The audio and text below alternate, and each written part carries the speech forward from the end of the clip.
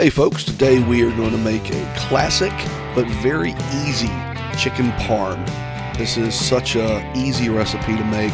Makes a great weekday recipe. This is my wife's favorite dish. She's Italian and absolutely loves this version of it. She says I could cook it for her every night and she would be just fine with that.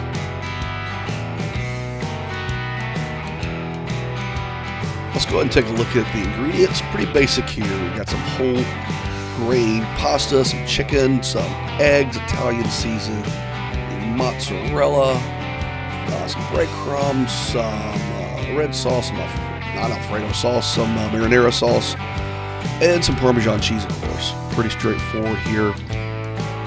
I always add a little bit of olive oil or butter or canola oil, some sort of fat, to prevent the pot from boiling over with all the starches in, and of course add a little bit of salt, heavy pinch of salt. Maybe we'll do a video on the exact science of why oil prevents your pasta from boiling over.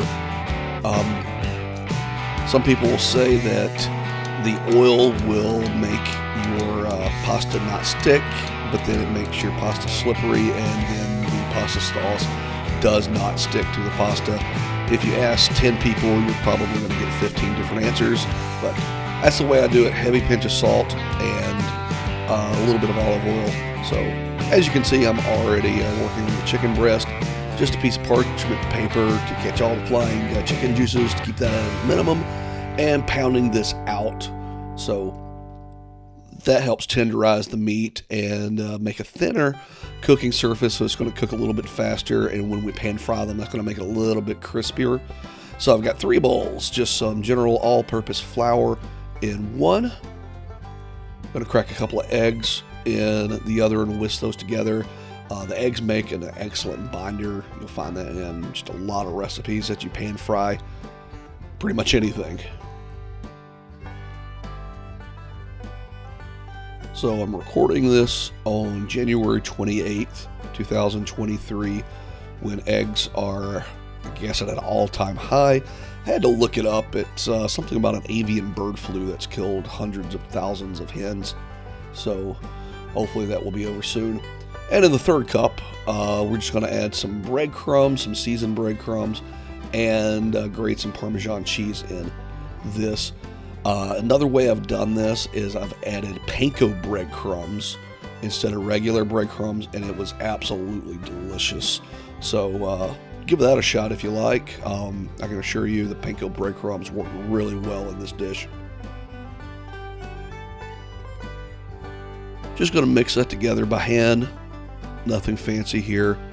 So we're going to, well, first off, let's go ahead and get our pan of cooking. We're using just regular olive oil, not the extra virgin that has a way too low of a smoke point. Then we're just going to throw in a couple of pats of butter here. I really do like cooking with olive oil and butter. It makes a nice, deeper flavor, more character. And here we're just sprinkling on some Italian seasoning onto our chicken breast. Sprinkle a little bit of kosher salt there.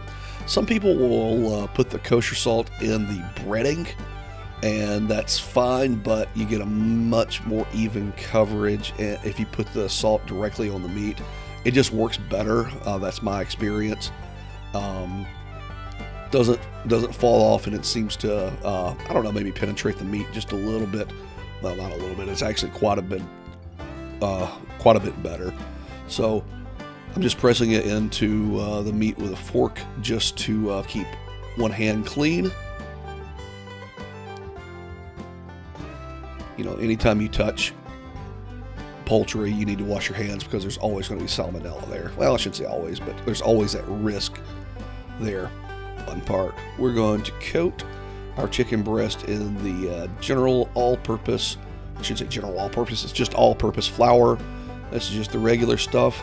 Shake off the excess. Sorry about that poor camera angle there. Dip it in the egg. And then let the excess drip off. Then we're going to dip this in our breadcrumb and a parmesan mixture. There's no real special technique here. Just get the breadcrumbs onto the chicken, just press it in.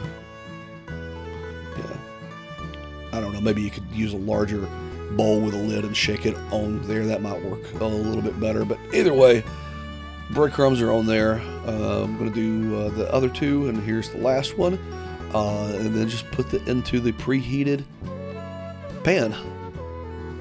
Now, one thing about pan frying is you want the pan to be hot. I'm cooking this on an 8 out of 10.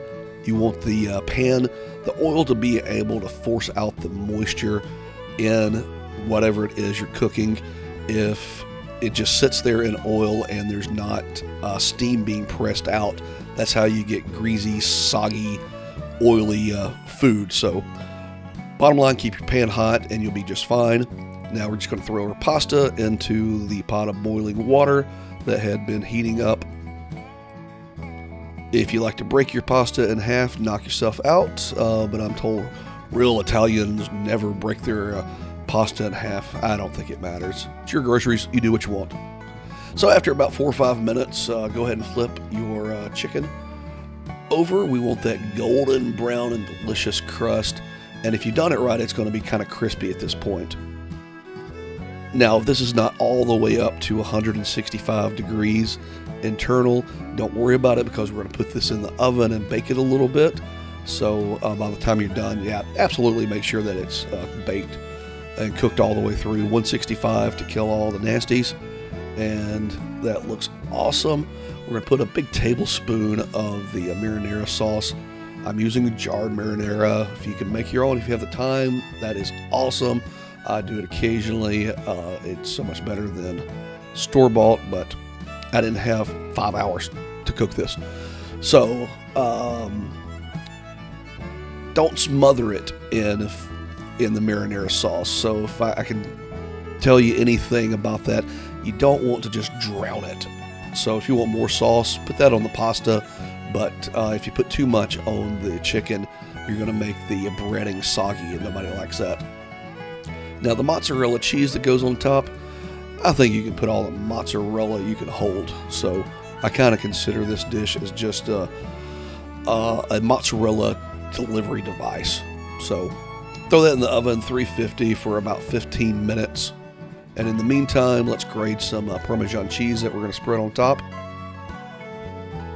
Okay, now we're going to take our pasta water and strain that. Depending on how soft you like your pasta, 10 to 12 minutes. And remember, in a lot of dishes, you're going to finish cooking the pasta in the pasta sauce. In this particular application dish, whatever, I'm going to serve the pasta sauce on top. So I cooked this for about 12 minutes. The whole grain takes just a little bit longer. I like the flavor of it. Some people don't. So whatever you prefer, it's your groceries. But I do the whole grain, just to have a little bit of whole grain in my diet. Then we're going to serve the pasta sauce that's been heating up on the eye. Just a little bit. I don't like to drown my pasta in the sauce. So throw one of those chicken cutlets on top. Let's sprinkle some parm on it. And then you've got yourself an incredible weeknight meal. Now, if you like these videos we're creating, I ask you to go ahead and like the video and subscribe to our channel. It really helps us out. And more importantly, I hope you try this dish at home. It's very simple, and it's absolutely delicious. You just can't go wrong with it. So, good luck.